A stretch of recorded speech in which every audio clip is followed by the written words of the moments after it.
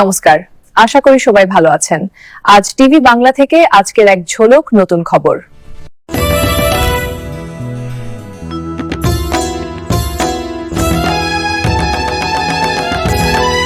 প্রকাশ্য দিবালোকে গ্যাংস্টারের গুলিতে খুন বিশ্বকাপার, ফুটবল বিশ্বে শোকের ছায়া।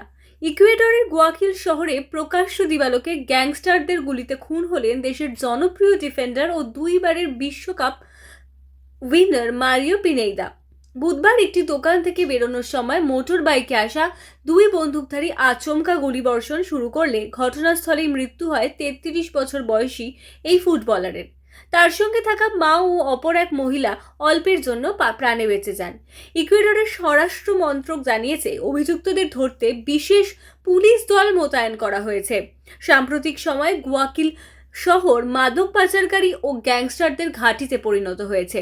চলতি বছরেই সেপ্টেম্বর পর্যন্ত মাদক চক্র ও গোষ্ঠীদ্বন্দ্বে অন্তত 19টি হত্যাকাণ্ডের ঘটনা প্রকাশ্যে এসেছে বলে খবর সরকারি সূত্রে।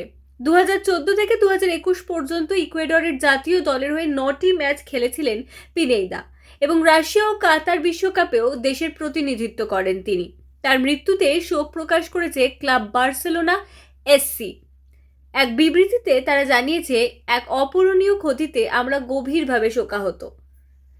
ইন্ডিপেন্ডেন্ট টিভি ও এল ন্যাশনাল এবং ব্রাজিলের ফ্লুমিনসেস এফসি সহ গোটা ফুটবল বিশ্বে নেমে এসেছে শোকের ছায়া। আজকের খবর এখানেই শেষ। কেমন লাগলো জানাবেন, সাবস্ক্রাইব ও শেয়ার করবেন। আপনারা ভালো থাকবেন।